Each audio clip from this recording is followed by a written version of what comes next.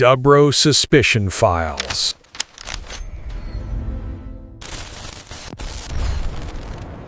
Welcome back to the Deep Dive.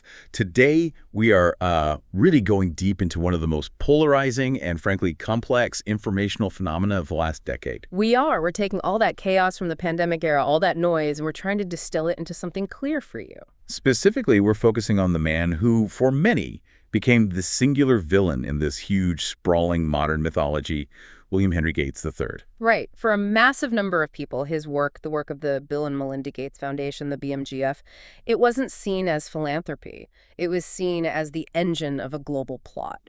Exactly. The COVID-19 pandemic, it wasn't just a biological pathogen. It came with this infodemic, a parallel contagion of misinformation that just spread like wildfire. So our mission today is to use a few different lenses, epidemiology, patent law, psychology, to meticulously separate the documented, verifiable actions of the BMGF from the almost teleological fantasies that just exploded online. And we have to start by saying the Gates conspiracy isn't just one simple lie, is it? It's much more complex. Oh, not at all.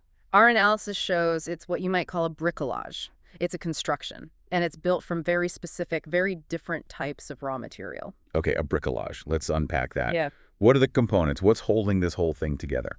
Well, there are three. First, you have decontextualized scientific facts. So real terms, real technologies like quantum dots or the enzyme luciferase.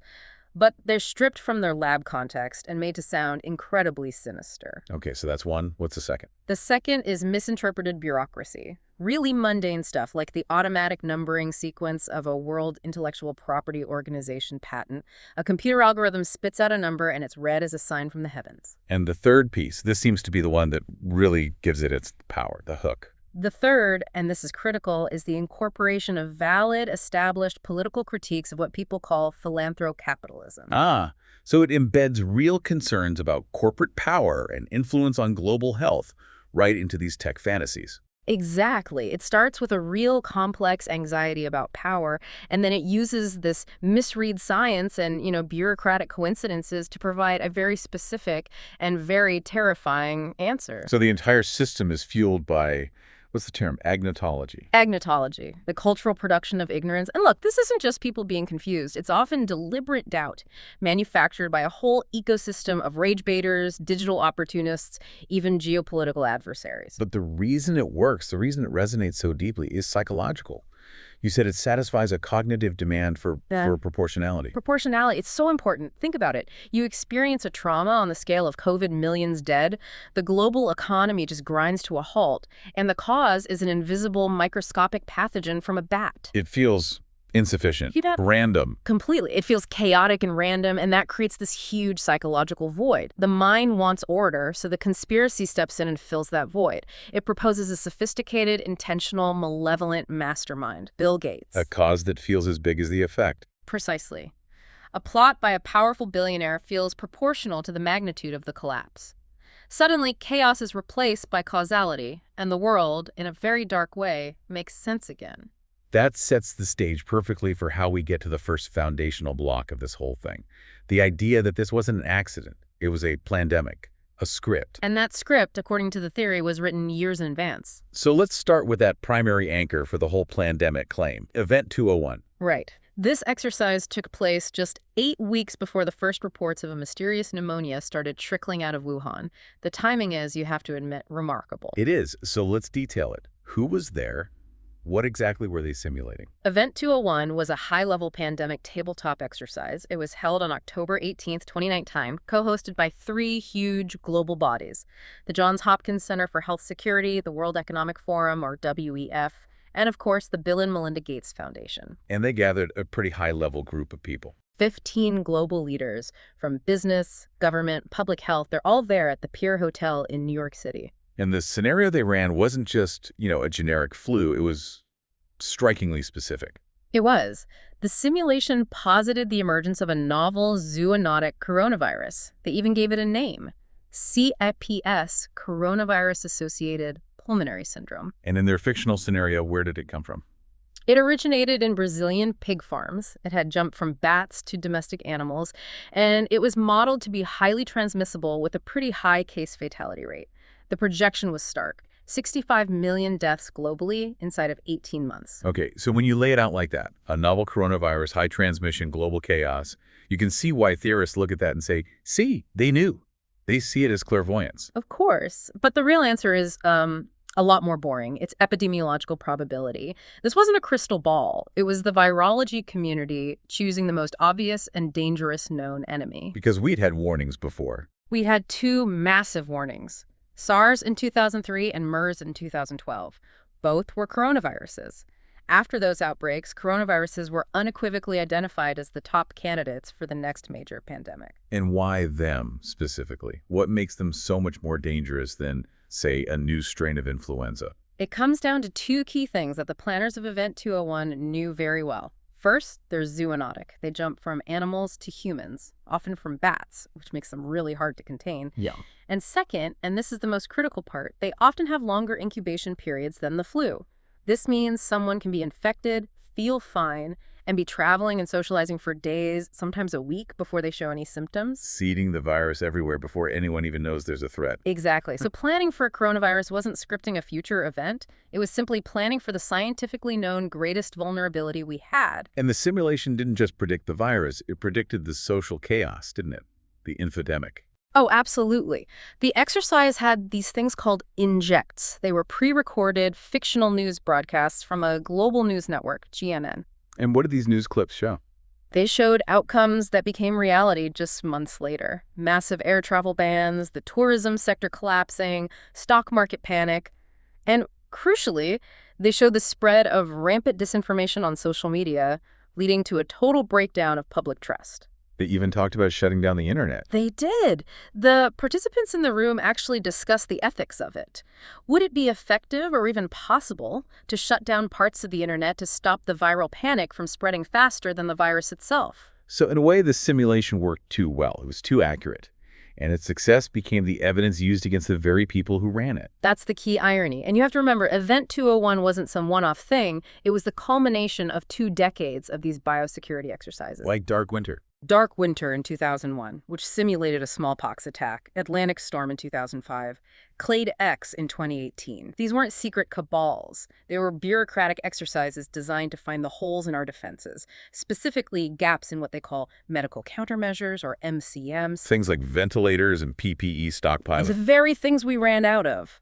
And that's the tragedy. The recommendations from Event 201, like the urgent need to stockpile PPE, were largely ignored by governments. The fact that the world was so unprepared proves it was a warning, not a plan, but because it was so accurate, it was retroactively branded the script. So if Event 201 was the how, the alleged blueprint, then a 2010 TED Talk by Bill Gates provided the why, depopulation. This is the absolute core of the mythology. The whole sprawling theory really rests on one specific weaponized sentence from his talk, innovating to zero. Which was a talk about climate change, about carbon emissions. It was. He puts up this equation, CO2 equals px(x(c)(x)c). And the P, that stands for people, for population. And that's where all the trouble begins. Okay, let's hear the quote, just as it's always presented, and then we'll add the context back in. He's talking about the P factor, population, and he says, the world today has 6.8 billion people. That's headed up to about 9 billion. Now, if we do a really great job on new vaccines, healthcare, reproductive health services, we could lower that population growth by perhaps 10 or 15%. And when you hear that in isolation, the immediate conspiratorial read is that he's saying vaccines are a tool to cull the population. You kill people. To actively reduce the number of living people.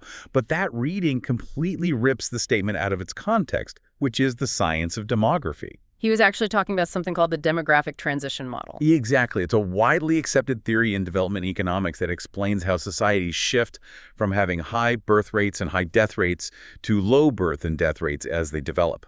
And the key variable, the thing that drives the whole transition, is child mortality. Okay, walk us through that, because it sounds counterintuitive. How does saving more children lead to fewer children being born overall? It does sound counterintuitive to a modern Western mind.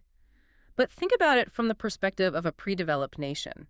Parents have large families. 6, 7, 8 children because they are hedging against massive infant and child mortality. It's a kind of biological insurance policy. It's a completely rational insurance policy. You need to ensure that enough children survive to adulthood to support you when you're old. So vaccines and healthcare break that tragic cycle. Precisely. When new vaccines and healthcare, as he says, drastically reduce child mortality, when parents know their children are very likely to survive past age 5, the calculus changes.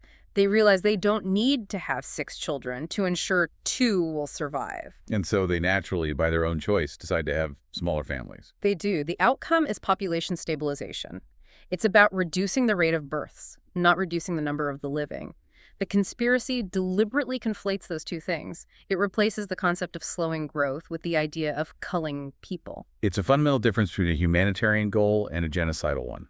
And the distortions, they didn't stop there. They crossed over into outright fabrications. Like the final solution quote. The final solution quote, which is a complete malicious fabrication designed to invoke Nazi terminology and shock people. It's completely baseless. And what about the air vaccine myth, the idea of chemtrails delivering vaccines? That's a classic example of hyperescalation. It takes a sliver of legitimate research and distorts it into a weapon of mass destruction. What's the sliver of truth there? The truth is that scientists are always researching non-injectable therapeutics. Things like intranasal vaccines, sprays you administer up the nose, or aerosolized mRNA for localized lung treatments. Right, for specific medical conditions. For something like cystic fibrosis. The conspiracy narrative takes their idea, a nasal spray for a sick person, and leaps immediately to they're going to crop dust the entire population with deadly mRNA. It shows how a grain of truth can be mutated into something monstrous. Okay, so the alleged why, the depopulation motive, is built on misinterpretation and lies. Let's pivot now to the how, the mechanism of enforcement, the digital mark, the microchip. And this entire side of the mythology centers on one single piece of bureaucratic paper, a patent application from Microsoft. WO 22,60606. For theorists, this was the smoking gun. It became the focus of intense religious and technical paranoia right at the start of the pandemic. People saw it not as a technical document, but as the fulfillment of biblical prophecy. Let's start with what it actually is. The title is pretty descriptive. It is. The title is Cryptocurrency System Using Body Activity Data. The core idea is to find a new way to mine cryptocurrency that doesn't use the massive amounts of energy that things like Bitcoin do. So instead of proof of work, it's proof of activity. Essentially, yes. The system works like this. Okay. A server assigns you a task. It could be watching an ad or engaging with a website or even doing some physical exercise. A sensor then verifies your body's response to that task. What kind of response? What does the sensor look for? The patent specifically mentions things like changes in your heart rate, your body heat, blood flow, even your brain waves using things like EEG. If the server verifies you did the task, your biometric data generates a cryptographic hash, and you get rewarded with currency. I mean, that sounds incredibly dystopian in its own right, monetizing human attention. Yeah. But where's the chip?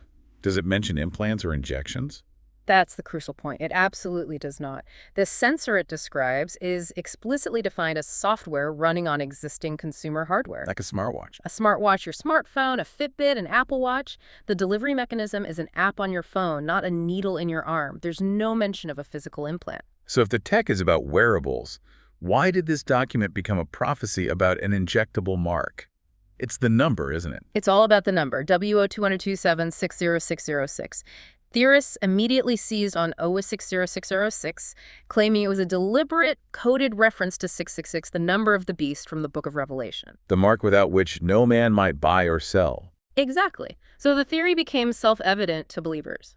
The patent is the legal framework, and the COVID vaccine is the delivery system for the chip that will enforce compliance. This is where the boring reality of bureaucracy comes in. The most boring reality check.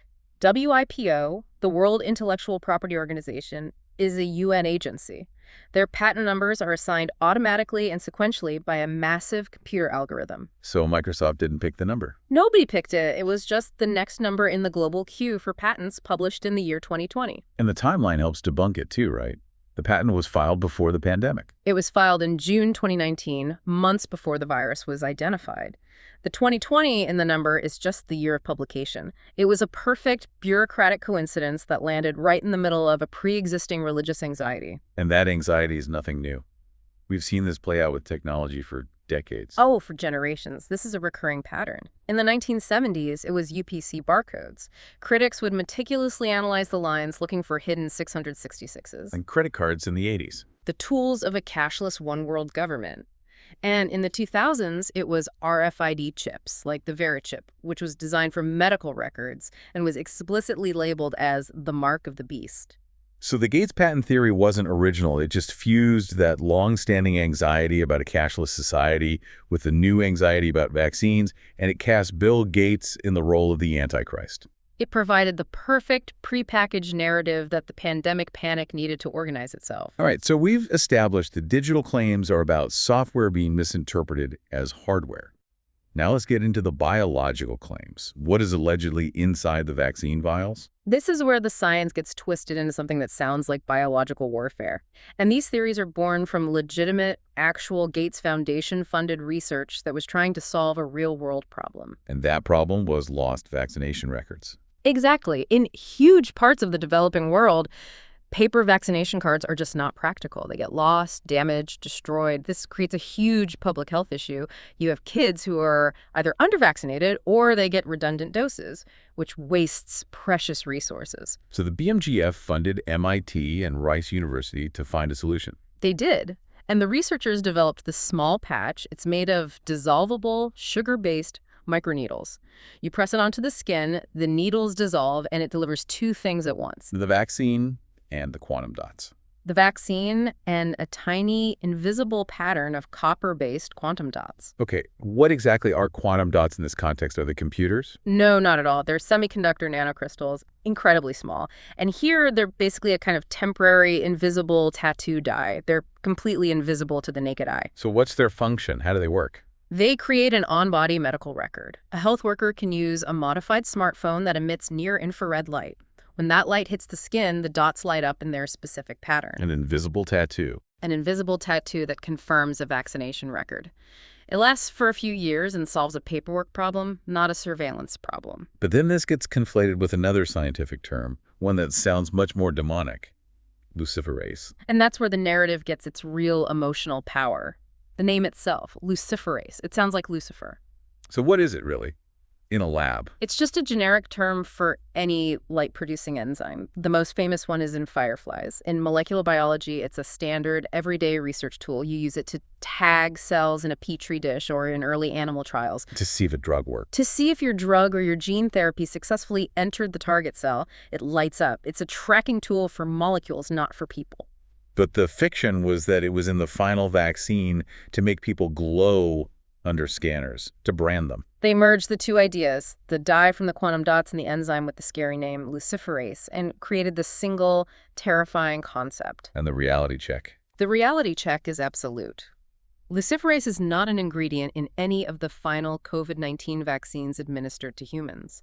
It was used in the earliest R&D phases, in labs, in mice, but it was never part of the human injection. And we also saw these really sensational claims about liquid microchips and graphene oxide. Right. The liquid chip idea comes from a real but very early stage field of science called DNA computing.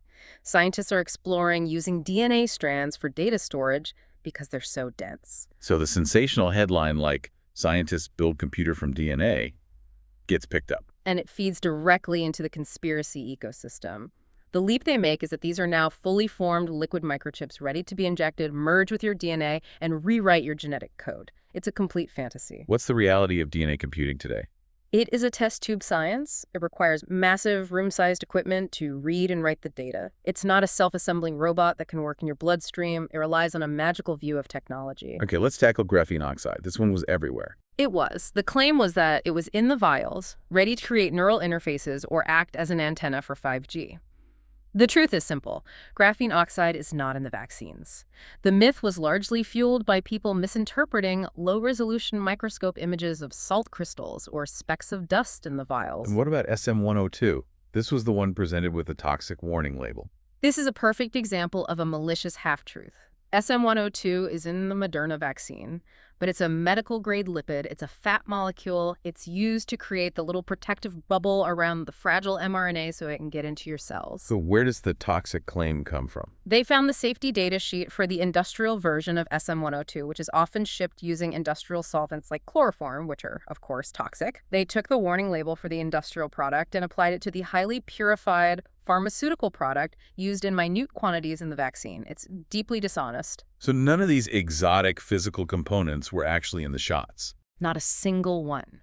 And these tech myths are a powerful distraction from the very real structural issues of power and influence. Okay, let's make that pivot now. Yeah. Because this is so important. We need to separate the impossible fictional claims from the very real, documented political economy of the Gates Foundation. This is where we move from fantasy to the concrete realities of global power. And you have to start by understanding the sheer scale of the BMGF. Its endowment is one of the largest in the world. When it enters public health, it's not just another NGO, it's a geopolitical force. And that power is felt most acutely at the World Health Organization, the WHO. It is. The BMGF is the second largest donor to the WHO. In recent years, its contribution has been second only to the entire United States government. It contributes more than most countries. But the key distinction is that Gates's money is earmarked. Right. What does that mean for how the WHO operates? It means the funding is targeted for specific initiatives that the BMGF chooses. Things like polio eradication or specific vaccine programs. It's not flexible money. And critics argue this effectively forces the WHO to align its priorities with Gates's agenda. So it potentially pulls resources and attention away from more basic but maybe less glamorous health systems. Exactly. Things like sanitation, clean water, basic hospital infrastructure. This is the core critique of what's called techno-solutionism. Gates's signature approach. It is. It favors measurable technological fixes, a new vaccine, a specific drug over complex social reforms. Critics call it a vertical approach. You might succeed in eradicating one disease, but you've left the underlying forum that allows disease to flourish untouched. And this structural power was really thrown into sharp relief during the pandemic over the issue of intellectual property, or IP. This was a huge and very valid controversy. Gates was heavily criticized for defending the IP rights of pharmaceutical corporations and, at least initially, opposing the TRIPS waiver at the World Trade Organization. Just remind us, what would the TRIPS waiver have done? It would have temporarily suspended patent rights on COVID vaccines and treatments. This would have allowed developing nations like India and South Africa to produce their own cheap, generic versions of the vaccines without getting sued. And the argument was that human survival should trump patent protection in a global crisis. That was the argument. Gates argued that lifting patents wouldn't magically create supply, citing manufacturing concerns. But critics saw it as prioritizing pharma profits over global health equity, and it led to what many called vaccine apartheid. And the Oxford University vaccine situation is a perfect example of this tension. It's a painful one. Oxford, which developed its vaccine with public money, initially planned to make the formula completely open source. No patents, free for anyone to make. But they didn't. They didn't. Reports suggest the Gates Foundation was influential in persuading Oxford to partner with AstraZeneca instead, which locked the vaccine behind a patent. To critics, this was turning a public good into a private, profitable commodity. Let's bring this back to technology, but the real technology. Because the push for a global digital ID is a very real goal of the Gates ecosystem, ID 2020. Right. ID 2020 was founded in 2016 by Microsoft, Gavi, the Vaccine Alliance, which is heavily funded by Gates, Accenture, and others. And their stated mission is benevolent. Provide legal ID for the 1.1 billion people who don't have one so they can access services. But the pilot programs immediately set off alarms for privacy advocates. They did. A pilot program in Bangladesh linked digital vaccination records for infants to their parents' biometric data, their fingerprints.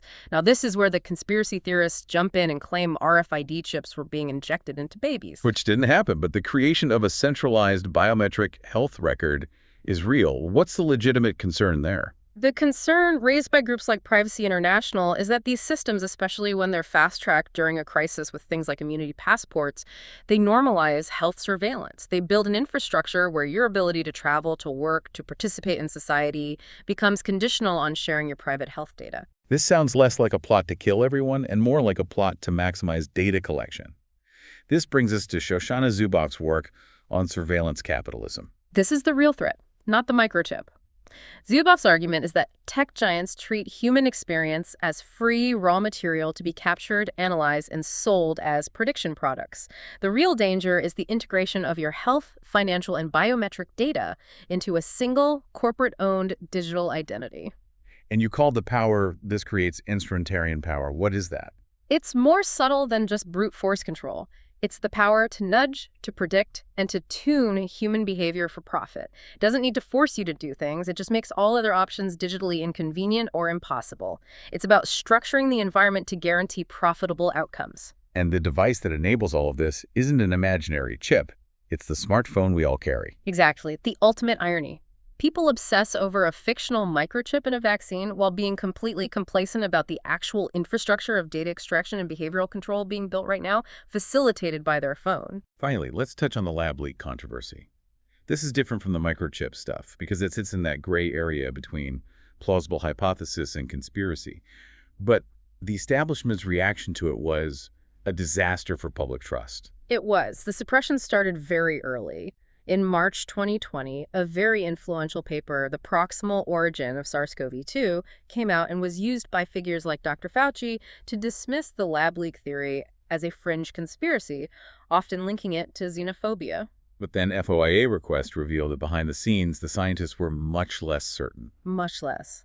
The emails showed the authors privately expressing deep concerns. They were emailing Fauci and Francis Collins, the NIH director, saying that a specific part of the virus, the furin cleavage site, looked unnatural and seemed pre-adapted to humans. And the email suggested the public messaging was being driven by politics. Yes. There was an active effort to put down the lab leak theory. Dr. Collins said it needed to be suppressed to protect international harmony and the reputation of science. It was a catastrophic decision for scientific credibility, whether the theory was true or not. And this leads right back to the Gates funding web and a clear conflict of interest. It does. Gates is connected through the 𝐏𝐻𝐃 Alliance, run by Peter Daszak. 𝐏𝐻 was the organization that funneled U.S. government funding from the NIH to the Wuhan Institute of Virology for high-risk bat coronavirus research. The Gates Foundation also directly funded 𝐏𝐻 for similar work. So the critique is that the establishment, including figures tied to Gates and Fauci, had a vested interest in making sure the natural origin theory was the only acceptable one. Absolutely. If a lab leak proved true, it would implicate the very gain-of-function research they had championed and funded for years. The conflict of interest is undeniable. And while the conspiracy leap is to say it was a deliberate bioweapon, the more plausible idea of an accidental escape represents a failure of oversight that the establishment apparently tried to cover up. Okay, we've drawn a pretty clear line between the fictions and the real structural problems. Now let's get into the psychology. Why do people believe this stuff, even when the facts are laid out? It all comes down to how the human mind processes trauma and uncertainty, especially in an age of information overload. We mentioned agnotology, the production of ignorance. The goal wasn't just to sell one lie. No, the strategic goal was to destroy the concept of objective truth itself. The disinformation dozen, the rage baiters, they weren't trying to prove one specific thing. They flooded the zone with conflicting narratives. It's 5G, it's a bioweapon, it doesn't exist, it's just the flu. And the result is what you call epistemic exhaustion. You're just too tired and confused to believe anything. The information environment becomes so polluted that people just stop trusting institutions entirely. They retreat into narratives that feel psychologically convenient, and the only thing they're certain of is that everyone is lying. And we have to come back to the proportionality bias. It's the engine of the whole thing. It is the cornerstone. The scale of the suffering from COVID was immense, and our brains, they just struggle to accept that something so huge could be caused by something so small and random. A tiny virus from a bat. It feels wrong. A sophisticated, intentional plot by a billionaire mastermind, that feels justified. It feels proportional to the trauma. We would rather have a smart, evil enemy than a dumb, chaotic universe. And that ties into teleological thinking, the rejection of randomness. Exactly. A teleological thinker can't accept that things happen without purpose. So they look at the consequences of the pandemic, more digital IDs, more pharma profits, and they assume those consequences were the original intent. They confuse consequence with motive. There's also a very specific psychological defense at play here related to needles, trypanophobia. There's a very strong correlation between an intense fear of needles and a belief in anti-vaccine theories. It's classic cognitive dissonance. You think I'm a rational person, but I'm terrified of this helpful thing. And the microchip theory resolves that dissonance perfectly. It validates the fear. Suddenly, your fear isn't an irrational phobia anymore. It's a perfectly rational response to a malicious existential threat. The conspiracy becomes a defense mechanism for the phobia. And finally, when institutions tried to fight back with censorship and SAC checks, it often backfired. The Streisand effect. Massively. When platforms aggressively censored things like the pandemic video, it triggered what we call psychological reactance.